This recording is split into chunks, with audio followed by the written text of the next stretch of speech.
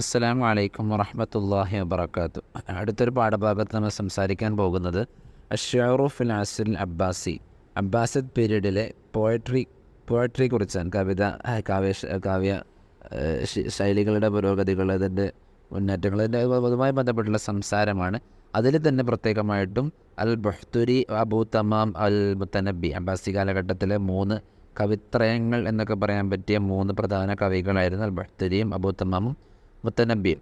അപ്പോൾ ആദ്യമായിട്ട് പറയുമ്പോൾ ഈ അബ്ബാസി കാലഘട്ടത്തിലെ കവിതകളിൽ വന്ന വ്യത്യാസം, അന്ന് അറബികളും ഫാരിസികളും പേർഷ്യക്കാരും കൂടിക്കലർന്നും അതുപോലെ ഒരുപാട് സിവിലൈസേഷനുകൾ, സംസ്കാരങ്ങൾ കൂടിക്കലർന്നതിൻ്റെ ഭാഗമായിട്ട് സിയാസിയായ, പൊളിറ്റിക്കലായ, സോഷ്യലായ ഒരുപാട് കാരണങ്ങളിലൂടെ സ്വാധീനം ചെലുത്തപ്പെട്ടുകൊണ്ട് മാറ്റങ്ങൾ ഒരുപാട് സംഭവിച്ചിട്ടുണ്ടായിരുന്നു. അങ്ങനെയുള്ളൊരു കവിതാ ശൈലിയിൽ വന്ന മാറ്റങ്ങൾ ആ കാലഘട്ടത്തിൽ, അതിനെ മറ്റൊരു രീതിയിൽ പറഞ്ഞാൽ പഴയ കാലഘട്ടത്തിൽ, അല്ലെങ്കിൽ പാരമ്പര്യ കാലഘട്ടത്തിൽ അവർ പരമ്പരാഗതമായിട്ടുള്ള ചില സ്റ്റൈലുകളും അതുപോലെ പുതിയ കാലഘട്ടത്തെ ബുനവാസ്, ബഷാർ ഇബ്നു ബുർദിനെ പോലെയുള്ള ആളുകളുടെ പുതിയ കാലഘട്ടത്തിലെ ട്രെൻഡുകളും കൂടി ചേർന്നുകൊണ്ടുള്ളൊരു ശൈലി ഈ ഒരു കാലഘട്ടത്തിലുണ്ടായിരുന്നു എന്ന് വേണമെങ്കിൽ പറയാം. അപ്പോൾ ആദ്യമായിട്ട് ഈ അബ്ബാസി കാലഘട്ടത്തിൻ്റെ 3 രീതിയിലേക്ക് നമുക്ക് തിരിക്കാൻ പറ്റും. ഒന്ന്, അസ്റുൽ അബ്ബാസി അൽ അവൽ, അഥവാ ഹജറ 330 മുതൽ 232, 230, ആ ഒരു ഏകദേശം 100 കൊല്ലം വാസിഖ് ബില്ലായുടെ ഖിലാഫത്ത് അവസാനിക്കുന്നത് വരെയുള്ള കാലഘട്ടം. പിന്നെ 230 മുതൽ 330 അടുത്തൊരു 100 കൊല്ലം, അഥവാ ദുഖൂൽ ബുവൈഹികൾ ബഗ്ദാദിലേക്ക് കയറി വരുന്നത് വരെയുള്ള കാലഘട്ടം. അല്ലെങ്കിൽ വേറെ അർത്ഥത്തിൽ പറഞ്ഞാൽ സെൽജൂക്കികൾ ബഗ്ദാദിലേക്ക് വരുന്നത് വരെയുള്ള കാലഘട്ടം. അത് 440 അപ്പോൾ പിന്നെ നേരത്തെ പറഞ്ഞ പോലെ ബുവൈഹികൾ വരുന്നത് വരെ 330 വരെ 100 കൊല്ലം. പിന്നെ 330 മുതൽ, അല്ലെങ്കിൽ രണ്ടാമത്തെ ഒരു അഭിപ്രായം പറഞ്ഞ പോലെ 440 മുതൽ എന്തായാലും 650 വരെയുള്ള ലാസ്റ്റ് വരെയുള്ള കാലഘട്ടം. താത്താരികൾ ബഗ്ദാദിലേക്ക് വന്നവർ തകർക്കുന്നത് വരെയുള്ള ലാസ്റ്റ് വരെയുള്ള കാലഘട്ടം. ഇപ്പം 130 മുതൽ 230 വരെ, 230 മുതൽ 330 വരെയോ അല്ലെങ്കിൽ 440 വരെയോ, പിന്നെ അവിടെ നിന്ന് അങ്ങോട്ട് 650 വരെ ബഗ്ദാദിലേക്ക് താത്താറുകൾ വരുന്നത് വരെയുള്ള കാലഘട്ടം. ഇങ്ങനെ 3 രീതിയിലൊക്കെ തിരിക്കാൻ പറ്റും. പിന്നെ ഏതായാലും അദബ് എന്ന് പറയുമ്പോൾ അത് പിന്നെ അതിൻ്റെ ഒരു ടെർമിനോളജി വലിയ വിശാലാർത്ഥത്തിൽ ഉപയോഗപ്പെട്ടിരുന്നു ഈ കാലത്ത്. അഥവാ എല്ലാ ഷെയറുകൾക്കും, ഖബറുകൾക്കും, ഹദീസുകൾക്കും, വസിയത്തുകൾക്കും, ഖുതുബകൾക്ക് പോലും, എന്ന് വെച്ചാൽ ഈ സ്വഭാവ സംസ്കരണത്തിലും അല്ലെങ്കിൽ കാര്യങ്ങളുടെ അവതരണത്തിലൊക്കെ ചെറിയ സ്വാധീനം ചെലുത്താൻ പറ്റിയ ഏത് മാധ്യമ രീതിയെയും സംവേദന രീതിയെയും അദബ് എന്ന് പറയുന്ന ഒരു രീതിയിലേക്ക് ടെർമിനോളജി മാറ്റപ്പെട്ടു. അത് കാരണത്താൽ നമുക്ക് കാണാൻ പറ്റും. ബുഖാരി, ഇമാം സ്വഹീഹ് അൽ ബുഖാരിയിൽ കിതാബുൽ അദബ് എന്ന് പറയുന്നത് ഇബ്നു മുഖഫലിൻ്റെ രചനകളുടെ കൂട്ടത്തിൽ അദബുൽ സഗീർ, അദബുൽ കബീർ ഒക്കെ നമുക്ക് കാണാൻ പറ്റുമല്ലോ. അതൊക്കെ ഈ രീതിയിൽ പ്രയോഗിക്കപ്പെട്ട പ്രയോഗങ്ങളാണ്, ഉപയോഗങ്ങളാണ്. ഏതായാലും അന്നത്തെ സാഹചര്യം, സിയാസിയായിട്ടുള്ള, ഇജ്തിമാഇയായിട്ടുള്ള ഒരുപാട് സാഹചര്യങ്ങൾ, അന്ന് ഒരുപാട് കഥ, മക്കാമത്തുകൾ, അതുപോലെ നഖദ്, ക്രിറ്റിസൈസിങ്, താരീഖ്, ഹിസ്റ്ററി, ജോഗ്രഫി, രഹലാത്ത്, യാത്രകൾ, എന്താ പറയുക, ട്രാവലോഗുകൾ, ഷഅറു സൗറ, വിപ്ലവ കാവ്യങ്ങൾ, ഷഅറു സൗറത്തിൽ ക്ലാസിക്കിയ, തജ്ദീദിയ, ക്ലാസിക് ലിറ്ററേച്ചറുകൾ, അതൊക്കെ ഒരുപാട് കൂടുതലായിട്ട് പുരോഗതി പ്രാപിച്ചൊരു കാലം. നഷാത്ത് ഫി ഹർക്കത്തുൽ ഫിക്രി, ഇന്റലക്ച്വലായിട്ടുള്ള, ചിന്താപരമായിട്ടുള്ള, കലാപരമായിട്ടുള്ള എഴുത്ത് രീതികളിലുള്ള ഒരുപാട്, ഉദാഹരണം പറഞ്ഞാൽ ദീവാനുകൾ ക്രോഡീകരിക്കപ്പെടുകയും, അതല്ലെങ്കിൽ കത്തുകളുടെ ഒരു മുന്നേറ്റങ്ങളും കത്തുകളുമായിട്ടുള്ള അതിൻ്റെ ഒരുപാട് രീതികൾ പുരോഗതി പ്രാപിക്കുകയും, ട്രാൻസ്ലേഷൻ, തർജുമ, തഅലീഫ്, മഖാമ, മഖാല, വസ്ഫ്, മുനാളറാത്തുകൾ, കിതാബുകൾ, പിന്നെ റിവായാത്ത്, ഖിസസ്, ഫീച്ചർ റൈറ്റിങ്ങൾ, ഒരുപാട് നോവൽ പോലുള്ള കാര്യങ്ങളൊക്കെ, ഇതിനൊക്കെ ഒരുപാട് തഹനിയത്തുകൾ, തആസികൾ, മുആത്തബത്ത് എന്ന രീതിയിൽ എന്ന് വേണ്ട എല്ലാ രീതിയിലും ഒരുപാട് മാറ്റങ്ങൾ, പുരോഗതി പ്രാപിച്ചൊരു കാലമായിരുന്നു അബ്ബാസി കാലഘട്ടം. ഗോൾഡൻ ഏജ് എന്ന് പോലും നമുക്ക് ഈ തർജുമ, തഅലീഫ് മേഖലകളിലെ ഏരിയയിൽ ഒരു ഗോൾഡൻ ഏജായിട്ട് നമുക്കിതിനെ കാണാൻ പറ്റും. പ്രത്യേകിച്ചും തഅലീഫ്, തസ്നീഫ്, അതുപോലെ ട്രാൻസ്ലേഷനുകൾ, മറ്റുള്ള ഭാഷയിൽ നിന്ന് അറബി ഭാഷയിലേക്കും അറബിയിൽ നിന്ന് മറ്റുള്ള ഭാഷയിലേക്കൊക്കെ ആയിട്ടുള്ള ട്രാൻസ്ലേഷനുകൾ. കാരണം ആ കാലത്തെ ഷർക്ക്, ഗർബ് ഇങ്ങനെ പോലെയുള്ള ഒരുപാട് രാജ്യങ്ങൾ തമ്മിലുള്ള എന്തുണ്ടായിരുന്നല്ലോ, പരസ്പര കമ്മ്യൂണിക്കേഷനുകളൊക്കെ നടന്നിരുന്നതിലോ ഒരുപാട് റിലേഷനുകളും ഡീലിങ്സുകളൊക്കെ നടന്നതിൻ്റെ കാരണത്താൽ സാഹിത്യത്തിലും ഈ ഒരു കാര്യം ഉണ്ടായിരുന്നു എന്നുള്ളതാണ്. അത് ഏറ്റവും മുന്നിലുണ്ടായിരുന്ന ആളുകളായിരുന്നു പേർഷ്യക്കാർ, യുനാനികൾ, ഇന്ത്യക്കാർ. അവരൊക്കെ യുനാൻ ഭാഷയിൽ ഇന്ത്യ ഭാഷയിലുള്ളതൊക്കെ എന്തായിരുന്നു ട്രാൻസ്ലേഷൻ ചെയ്തു. ചില പേർഷ്യനത്തെ സാഹിത്യങ്ങൾ, ലിറ്ററേച്ചർ കൃതികൾ ട്രാൻസ്ലേറ്റ് ചെയ്തു. യുനാനിയിൽ നിന്ന് അവർ മെഡിസിൻ സാധനങ്ങൾ, അതുപോലെ ഫലക്ക്, ഗോളശാസ്ത്രപരമായിട്ടുള്ള, അതുപോലെ റിയാളാത്ത്, മ്യൂസിക്, ഫൽസഫ, ഇതൊക്കെ അവർ അതിനു വേണ്ടിയിട്ട് ഹാറൂൺ റഷീദിൻ്റെ കാലത്ത് അവർ മാമൂമിൻ്റെയും ഹാറൂൺ റഷീദിൻ്റെ ഒക്കെ കാലത്തായിട്ട് ബൈത്തുൽ ഹക്കിമ അവർ എന്താക്കി ഡെവലപ്പ് ചെയ്തെടുക്കുകയും ചെയ്തു. ബൈത്തുൽ ഹക്കിമ എന്നുള്ളൊരു കേന്ദ്രം, ഒരു സെൻറ്റർ, ഇതിന് ട്രാൻസ്ലേഷൻ ലിറ്റററി വർക്കുകൾക്കൊക്കെ വേണ്ടിയിട്ട് മാത്രമായിട്ട്. കൂടുതലായിട്ട് അവർ അറബികൾ പേർഷ്യക്കാരെ സന്ദർശിക്കുന്ന സമയത്ത് അവിടെ ഒരുപാട് പുഴകളും നദികളും വലിയ വലിയ കാര്യങ്ങളൊക്കെ കണ്ടിരുന്നു. പക്ഷേ പേർഷ്യക്കാർ അറബികളെ സന്ദർശിക്കാൻ വന്ന സമയത്ത് ഇസ്ലാമിൻ്റെ രൂപത്തിലെ വലിയ ചിന്താപരമായിട്ടുള്ള മുന്നേറ്റങ്ങൾക്ക് അവർ കാണാൻ പറ്റി. അവർ അതിൽ നിന്ന് ഉപകാരമെടുക്കുകയും ചെയ്തു. ഷെയറുകൾ ഉണ്ടാക്കപ്പെട്ടു. അബ്ബാസി കാലഘട്ടത്തിലെ അവസാന കാലഘട്ടത്തിലൊക്കെ ഷെയറുകൾ, മസ്രഹയ്യത്തുകൾ, അങ്ങനെ ഒരുപാട് രീതികളിലെ ഒരുപാട് കാര്യങ്ങൾ, ഡ്രാമകളും പോയട്രികളൊക്കെ ഒരുപാട് പുരോഗതി പ്രാപിച്ചു. പക്ഷേ പിന്നീട് അബ്ബാസികൾ ഒരുപാട് വ്യത്യസ്ത ചെറുകിട രാജ്യങ്ങളായിട്ട്, അല്ലെങ്കിൽ രാജവംശങ്ങളായിട്ട് പൊട്ടിപ്പൊളിന് ഭിന്നിപ്പുണ്ടാകുന്ന ഒരു കാലഘട്ടത്തിനും കൂടി അവർ സാക്ഷിയായി. ഓരോരുത്തർക്കും ഓരോ വസീർ, ഓരോരുത്തർക്കും ഓരോ നേതാക്കന്മാർ, ഓരോ മജ്ലിസിലും അവരുടേതായ പ്രത്യേക ഷുഅറാക്കൾ, അതും ഇതുമായി അദബി ലിറ്റററി വർക്കുകളുടെ പുരോഗതിക്ക് ചെറിയൊരു കാരണമായിട്ടുണ്ടാകും. പിന്നെ അവരുടെ കൂട്ടത്തിൽ ഷുഅറാ അൽ മുവല്ലിദൂനും ഷുഅറാ അൽ മുഹദ്ദിസൂനും ഒക്കെ ഉണ്ടായിരുന്നു. അബ്ബാസി കാലഘട്ടത്തിലെ ഷുഅറാ അൽ മുവല്ലിദൂനെ പറ്റി പറയുകയാണെങ്കിൽ അവർ ഇസ്ലാമിയങ്ങൾക്ക് ശേഷം വന്നവരാണ്. അവർ അറബികൾ അല്ലാത്ത അജമികളായവർക്ക് ജനിച്ചവർ, അജമി പാരമ്പര്യമുള്ള അജമി കുടുംബത്തിൽ നിന്ന് വന്നവരാണ്. നാസാറാക്കളായിരുന്നു പിന്നീട് ഇസ്ലാം സ്വീകരിച്ച ആളുകളാണ്. ബഷാർ ഇബ്നു ബുർദിനെ പോലെ, അബൂ നവാസിനെ പോലെയുള്ള ആളുകൾ. അറബി പാരമ്പര്യമല്ല, അറബി ഒറിജിൻ അല്ല എന്നർത്ഥം. അവർ പുതിയ മാനികൾ ഉണ്ടാക്കുകയും അറബി ഭാഷയിൽ പുതിയ വാക്കുകൾ കൂടുതലായി, എന്ന് വെച്ചാൽ അറബി ഒറിജിനലിൽ ഇല്ലാത്ത ഒരുപാട് വാക്കുകളും കാര്യങ്ങളൊക്കെ കൂട്ടിച്ചേർക്കുകയും ചെയ്ത ആളുകളായിരുന്നു. പിന്നെ ഷുഅറാ അൽ മുഹദ്ദിസൂൻ എന്ന് പറയുകയാണെങ്കിൽ അവർ മുവല്ലിദൂങ്ങൾക്ക് ശേഷം അവർ വന്നവരാണ്. അവർ അറബി പാരമ്പര്യമുള്ളവരായിരിക്കും. ബുഹ്തുരി പോലുള്ള, ഇബ്നു റമിയെ പോലുള്ള ആളുകളൊക്കെ, അതുപോലെ അബൂ തമാമിനെ പോലുള്ള, ബുഹ്തുരി, അബൂ തമാം, ഇബ്നു റമിയെ പോലുള്ള ആളുകളൊക്കെ അവർ മുവല്ലിദൂങ്ങൾക്ക് ശേഷം വന്നവരാണ്. അപ്പോൾ ഷുഅറാ അൽ മുവല്ലിദൂൻ അവർ പ്രധാനമായിട്ടും ലഫ്ളുകളും മാനകളെയൊക്കെ എന്തായിരുന്നു, ഗരീബായ മാനകളും ഭാവനകളൊക്കെ വെച്ചിരുന്നു. അപ്പോൾ ബഷാർ ഇബ്നു ബുർദ്, അബൂ നവാസ്, മുസ്ലിം ഇബ്നു വലീദ്, അബൂ തമാം, ഇവരൊക്കെ ഈ ഗരീബായ ഭാവനകളുടെ ആളുകളായിരുന്നു. പിന്നെ ഷുഅറാ അൽ മുഹദ്ദിസൂനെ പറ്റി പറയുകയാണെങ്കിൽ അവർ മാനിയിൽ എന്തായിരുന്നു, ഒരുപാട് കൂടുതലായിട്ട് മാനകൾ, ഈ ലഫ്ലിലുള്ള ഉണ്ടാക്കലുകളെക്കാൾ കൂടുതൽ മാനകളിൽ കൂടുതൽ ഫോക്കസ് ചെയ്ത ആളുകളായിരുന്നു. ഇപ്പോൾ ബദിയൻ്റെ ഒരുപാട് രീതികൾ, അല്ലെങ്കിൽ ചിന്താപരമായ തഫ്കീർ, അല്ലെങ്കിൽ തജ്രീദിൻ്റെ ഒരുപാട് ട്രെൻഡുകൾ, അതൊക്കെ അവർ കൂടുതലായിട്ട്, അതുപോലെ തവീലാത്തുകൾ, ഷുറൂഹകൾ, ഗുമൂദുൽ മാനി എന്ന ഒരു നിഗൂഢമായിട്ടുള്ള മറഞ്ഞടക്കുന്ന ഒരുപാട് അർത്ഥങ്ങളൊക്കെ അവർ കൂടുതലായി കൊണ്ടുവരികയും അതിലൊരു ശ്രദ്ധ ചെയ്തിരുന്നു. മുവല്ലിദ് ഷുഅറാക്കളുടെ കൂട്ടത്തിൽപ്പെട്ട ആദ്യകാലത്തിലെ ആളുകളാണ് ബഷാർ ഇബ്നു ബുർദ്. ഫാരിസി ഒറിജിനാണ് ആൾ.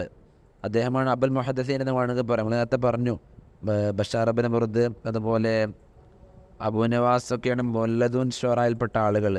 അതുപോലെ ബുഹ്തുരി, അബൂ തമാം ഒക്കെയാണ് മുഹദ്ദിസൂനിൽപ്പെട്ട ആളുകൾ.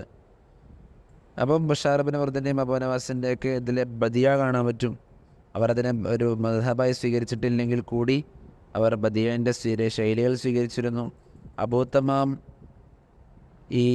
ഇവരിൽപ്പെട്ട മുസ്ലിം ഇബ്നു വലീദ് ഉണ്ടല്ലോ, മുസ്ലിം ഇബ്നു വലീദാണ് അവ്വലു മൻ തകല്ലഫ അൽ ബദിയ. ഈ മുസ്ലിം ഇബ്നു വലീദിൽ നിന്ന് സ്വാധീനം കണ്ടിട്ടാണ് അബൂ തമാം ഈ ഒരു രീതി സ്വീകരിക്കുന്നത്, ബദിയയിലായി ജീവിക്കുന്നത്, ബദിയ കൊണ്ട് നടക്കുന്നത്. പക്ഷെ അദ്ദേഹം മുസ്ലിം ഇബ്നു വലീദിൽ നിന്ന് സ്വാധീനം കൊണ്ടുകൊണ്ട് മുസ്ലിമിനേക്കാൾ കൂടുതൽ തജ്രീദ് നടത്തുകയും കൂടുതൽ ഗരീബായ രൂപങ്ങളിലേക്ക് കടക്കുകയും ചെയ്തു. അബൂ തമാമിനെ പറ്റി പറയുകയാണെങ്കിൽ സ്വാഹിബുൽ മആനി, ഒരുപാട് ജദീദായ പുതിയ മാനകൾ കൊണ്ടുവന്നുകൊണ്ട് സ്വാഹിബുൽ മആനി എന്ന് അദ്ദേഹത്തെ പറ്റി പറയാം. അദ്ദേഹത്തിന് അതിൻ്റെ പേരിൽ ആക്ഷേപങ്ങൾ വരെയുണ്ടായി. ബുഹ്തുരിനെ പറ്റി പറയുകയാണെങ്കിൽ ആത്തിഫത്ത് കൊണ്ട് ഒരു പറയുന്ന ഒരാളാണ്, ആത്തിഫത്ത് കൂടുതലായിട്ട് സംസാരിക്കുന്ന അഡ്രസ്സ് ചെയ്യുന്ന ഒരാളാണ് ബുഹ്തുരി. അതുകൊണ്ട് തന്നെയാണ് മറ്റുള്ളവരെക്കാൾ കൂടുതൽ ഇന്ന മഷായറു അൽ ബുഹ്തുരി എന്ന ആളുകൾ അദ്ദേഹത്തെ പറ്റി വിശേഷിപ്പിച്ചത്. ഇനി ആ കാലഘട്ടത്തിലെ കവികളെ പറ്റി പറയുകയാണെങ്കിൽ ഒരുപാട് ആളുകളുണ്ട്. ഉമർ ബിൻ അബുൽ ഹസൻ, പിന്നെ Shaheer bin Bilfa, Habib bin Aus, Abu Tammam, Ismail bin Qasim പോലെയുള്ള Abul Atahiya, Ahmad bin Abdullah bin Sulaiman, Abul Ala al മഅരി എന്ന ആളൊക്കെ ഒരുപാട് ആളുകളുണ്ട്. അതിൽ നമുക്കിനി കുറച്ച് പ്രധാനപ്പെട്ട 3 പേരെ പറ്റിയാണ് നമ്മൾ സംസാരിക്കുന്നത്. ബുഹ്തുരി, അബൂ തമാം, 3 പേരെ പറ്റിയാണ്. ആദ്യമായിട്ട് ബുഹ്തുരിയെ പറ്റി സംസാരിക്കുകയാണെങ്കിൽ ബുഹ്തുരി അബൂ ഉബാദ അൽ വലീദ് ബിൻ ഉബൈദ് വലീദ് ബിൻ ഉബൈദ്. ബുഹ്തുരി എന്ന് പറയാൻ കാരണം അദ്ദേഹം ചെറിയ കുറിയ മനുഷ്യനായിരുന്നു, ഖസീറുൽ ഖാമ. അബൂ തമാമിൻ്റെ ശിഷ്യനായി. പിന്നെ അദ്ദേഹത്തിൻ്റെ കവിതയെ പറ്റി പറഞ്ഞ ചെറുപ്പം മുതലേ അസ്സൽ അബ്ബാസിയിലെ കവിത സ്വാധീനം കൊണ്ട് വലിയ കവിയായി മാറി. അദ്ദേഹത്തെ അധികവും മദ്ഹകളായിരുന്നു. റസാദ് ഹിജാബ് വളരെ കുറവായിരുന്നു. പിന്നെ കിസ്രയുടെ കൊട്ടാരത്തിലെ വസ്ഫുകൾ അദ്ദേഹം ഒരുപാട് വസ്ഫ് ചെയ്ത് പാടിയ കവിതകളൊക്കെ വലിയ പ്രശസ്തമാണ്, ഫേമസ് ആണ്. ഷായറുൽ വസ്ഫ് എന്ന അദ്ദേഹത്തെ പറ്റി വേണമെങ്കിൽ പറയാം. ഒരുപാട് കാര്യങ്ങളുടെ വസ്ഫുകളായിരുന്നു അദ്ദേഹം കൂടുതലായിട്ട് ഫോക്കസ് ചെയ്തിരുന്നത്. അതിനൊരുപാട് ഉദാഹരണങ്ങൾ അവിടെ കൊടുത്തിട്ടുണ്ട്. കൊട്ടാരങ്ങളെയും കൊത്തലങ്ങളെയും കെട്ടിടങ്ങളെയൊക്കെ അദ്ദേഹം വസ്ഫ് ചെയ്ത് പാടിയ അൽ ബർക്കാത്ത് അൽ ഹസന അറുയത്തുഹ വൽ ആനിസാത്തി ഇദാ ലാഹത്ത് മഗാനീഹ എന്ന് പറഞ്ഞിട്ടുള്ള തൻസീബു ഫീഹ ഉഫൂദ് അൽ മാഇമ. അങ്ങനെ ഒരുപാട് മദ്ഹ്. തൻ്റെ മംദൂഹിനെ മദ്ഹ് ചെയ്യുന്ന മറ്റൊരു കവിതയാണ് അക്റമുന്നാസി ഷീമത്തൻ വഅതമ്മുന്നാസി ഖുലുഖൻ വഅക്സറുന്നാസി റഫ്ദ. ജനങ്ങളിൽ ഏറ്റവും വലിയ മാന്യനാണ്, മഹോന്നതനാണ്. ഷബീഹുൻ നബിയ്യ ഖുലുഖൻ വഖൽഖൻ, നബിയോട് പോലും സാദൃശ്യമുള്ളവനാണ്. നബിയോട് നസീബൻ നബി ജദ്ദൻ ഫജദ്ദൻ, നബിയുടെ പാരമ്പര്യത്തിൽ ജനിച്ചവനാണെന്ന് പറഞ്ഞിട്ടുള്ള അങ്ങനെ വസ്ഫ് ചെയ്ത് പാടിയ പാട്ടുകൾ. അങ്ങനെ ഒരുപാട് വസ്ഫിൻ്റെ ആളായിരുന്നു അദ്ദേഹം. അദ്ദേഹത്തിൻ്റെ പറ്റി പറയുകയാണെങ്കിൽ സലാസിലു ദഹബ്. പിന്നെ അദ്ദേഹം പ്രധാനപ്പെട്ട 3 പേരിൽ ഒരാളാണല്ലോ. അബുൽ അല ഇൽ മഅരിയോട് ചോദിച്ചു ഈ 3 പേരിൽ ആരാണ് കവി? അപ്പോൾ അദ്ദേഹം പറഞ്ഞത് അൽ മുത്തനബി വ അബൂ തമാം ഹക്കീമാനി വ ഇന്നമ ഷായറു അൽ ബുഹ്തുരി. ബുഹ്തുരിയാണ് കവി എന്ന് പറയാൻ പറ്റിയത്, ബുഹ്തുരിയെ പറ്റിയാണ്. മറ്റു 2 പേരും ഹക്കീമുകളാണ്, ഫിലോസഫേഴ്സാണെന്ന രീതിയിലുള്ള തത്വചിന്തകരാണ് എന്നാണ് അവർ പറഞ്ഞിരുന്നത്. അബുൽ അല ഇൽ മഅരി ഇദ്ദേഹത്തെക്കുറിച്ച് പറഞ്ഞു. അടുത്തൊരാൾ അബൂ തമാം ഹബീബ് ബിൻ ഔസ് എന്നാണ് അദ്ദേഹത്തിൻ്റെ യഥാർത്ഥ പേര്. മദീനയിലാണ് ജനിക്കണത്. മിസ്റിലേക്ക് പോയി ഒരുപാട് നഹവും ഭാഷയും ഫിഖ്ഹും ഉലൂമുകളൊക്കെ പഠിച്ചു. ഏകദേശം 4000-ഓളം അറബി കവിതകൾ, ഖസീദകളൊന്നും ഇല്ലാതെ തന്നെ അദ്ദേഹം മനഃപ്പാടമാക്കി. ഒരുപാട് മുഅത്തസിമ അദ്ദേഹത്തിൻ്റെ കവിത കേട്ടുകൊണ്ട് ബഗ്ദാദിലേക്ക് ക്ഷണിച്ചു. അദ്ദേഹം തൻ്റെ ഷുഅറാക്കളുടെ കൂടെ അദ്ദേഹത്തിൻ്റെ താമസിപ്പിച്ചു, ഇറാഖിൽ താമസിച്ചു. അദ്ദേഹം അവിടെ 2 വർഷം കഴിഞ്ഞ് അദ്ദേഹം അവിടെ വഫാത്തായി. ഏതായാലും അദ്ദേഹം ചെറുപ്പം മുതലേ കവിതയുമായി ബന്ധപ്പെട്ടെടുക്കുന്ന ആളാണ്. അദ്ദേഹം ഷുഅറാ അൽ മുജദ്ദിദുവിൻ്റെ കൂട്ടത്തിൽ, അസ്സൽ അബ്ബാസിയുടെ കാലഘട്ടത്തിലെ ആദ്യകാല കവികളുടെ കൂട്ടത്തിലൊക്കെ പെടുത്താൻ പറ്റിയ ഒരാളാണ്. തൻ്റെ കാലഘട്ടത്തിലെ ഒരുപാട് ഫാക്ടേഴ്സ്, അക്കല്, ഇൻ്റലക്റ്റിലെ ഒരു ബുദ്ധിപരമായിട്ടുള്ള കാര്യങ്ങൾ, അല്ലെങ്കിൽ വൈകാരികമായിട്ടുള്ള കാര്യങ്ങൾ, ഫീലിങ്സും ഇമോഷൻസും എന്നാൽ ഇൻ്റലക്ച്വലെ കാര്യങ്ങളൊക്കെ എല്ലാം കൂടി മിക്സാക്കി, എല്ലാം കൂടി ഒരുമിച്ച് ചേർത്ത് കവിതകൾ രചിക്കുന്ന ഒരു ശൈലിയാണ് അദ്ദേഹത്തിൻ്റെത്. ആളുകളൊക്കെ ഒരുപാട് അദ്ദേഹം നന്നായിട്ട് ആളുകളുമായി ഇടപഴകുന്ന ആളായിരുന്നു. അതുകൊണ്ട് തന്നെ കൂടുതലായിട്ട് അദ്ദേഹം ആളുകളെക്കുറിച്ചൊക്കെ ഉള്ള അറിവുകളും അദ്ദേഹത്തിന് എക്സ്പീരിയൻസുകളും കൂടുതലായിട്ടുണ്ടായിരുന്നു.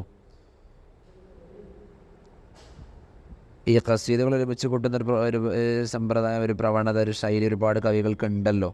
അതിലേറ്റവും പഴയതായിട്ട് നമുക്ക് മനസ്സിലാക്കാൻ അറിവിലുള്ളത് അബൂ തമാമിൻ്റെ ഖസീദ ഒരുമിച്ച് കൂട്ടിയ ഹമാസ എന്നുള്ളതാണ്. ഹമാസ എന്നുള്ളത് അദ്ദേഹത്തിന് ആദ്യത്തെ ബാബിൻ്റെ പേര് മൊത്തത്തിലായിട്ട് കൊടുത്തതാണ്. മറ്റൊരുപാട് ബാബുകൾ, മറാസി, അദബ്, നസീബ്, ഹിജ പോലെയുള്ള ബാബുകളുണ്ട്. ആദ്യത്തെ ബാബ് ഹമാസ ആയതുകൊണ്ട് ഇതിൻ്റെ മൊത്തത്തിൽ ഹമാസ എന്ന് പറഞ്ഞു.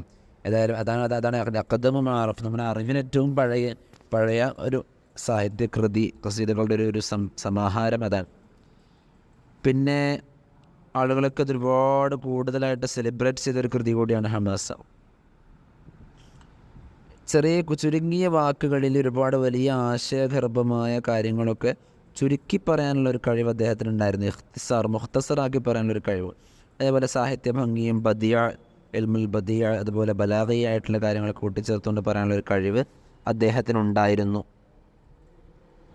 ഫായില്, മഫ്ഊല്, അതും അങ്ങോട്ടും ഇങ്ങോട്ടുള്ള ചില ഒരുപാട് ക്രയവിക്രയങ്ങളും അദ്ദേഹത്തിൻ്റെ കഴിവിൽപ്പെട്ടതായിരുന്നു. അടുത്തൊരാളാണ് മുത്തനബി.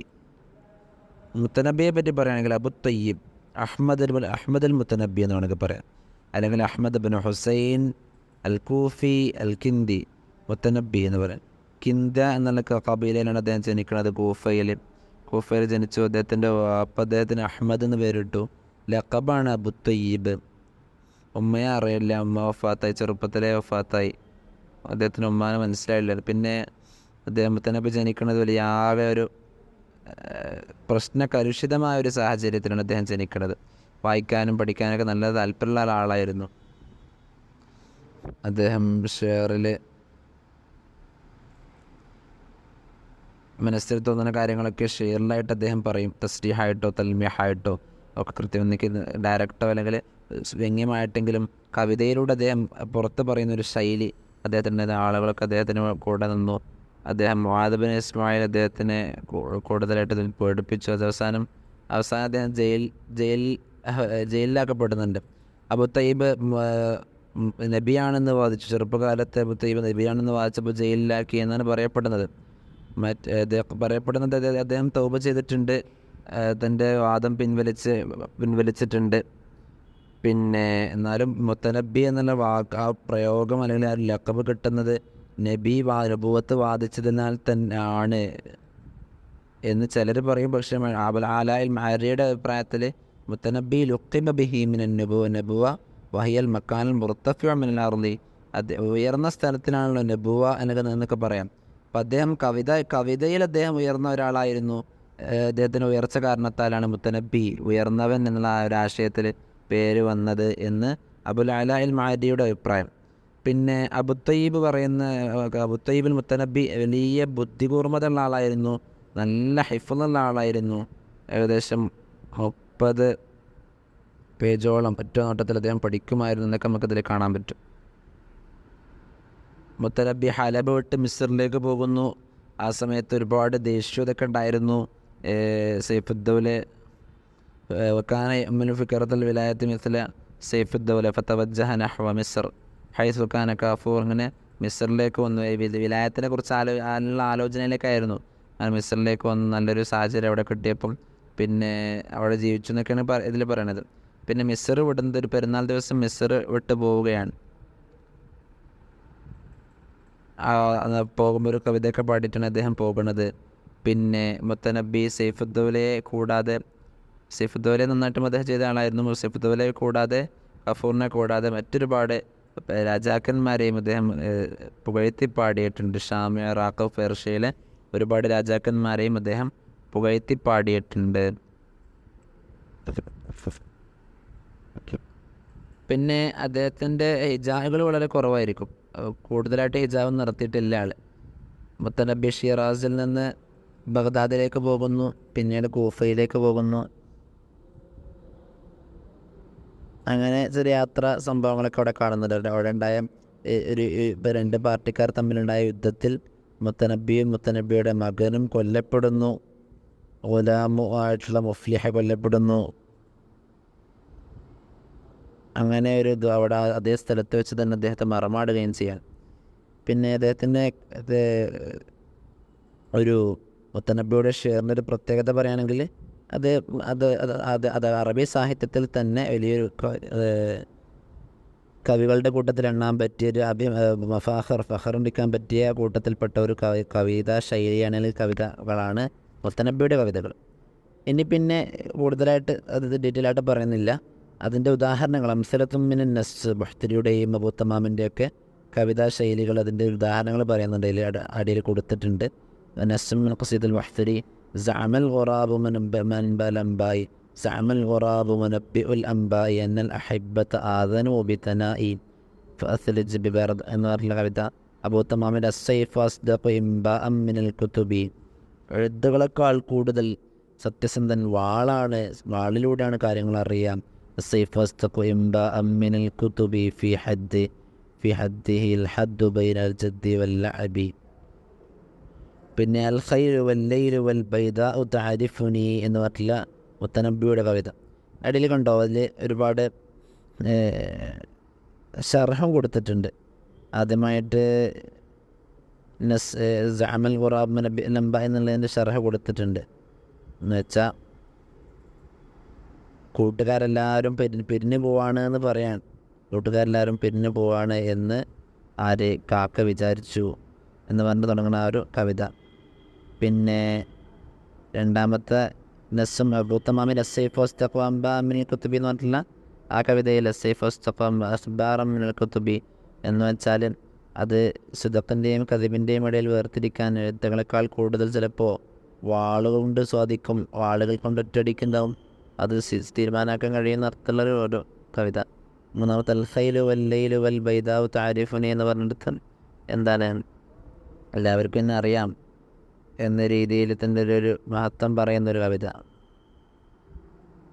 ഇനി അസ്ബഖു ഷുഅറാഇൽ മുവല്ലദീൻ ഷുഅറാഇൽ മുവല്ലദീൻ നമ്മൾ പറഞ്ഞില്ലേ, അവരേറ്റവും അസ്ബക്കാരാണ്.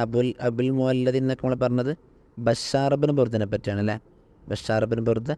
പിന്നെ ബദിയ മൻ തകല്ലഫൽ ബദിയ, അവിടെ മുസ്ലിം ബിൻ വലീദിനെ പറ്റി പറഞ്ഞില്ലേ, അദ്ദേഹത്തിൻ്റെ സ്വാധീനം കൊണ്ടാണ് അബൂ തമാം വരെ എന്തായത് ഈ വദിയൻ്റെ കൂട്ടത്തിൽ കൂടിയത് എന്ന് പറഞ്ഞു. മുസ്ലിം ബിൻ വലീദാണ് അതിൻ്റെ ഉത്തരം.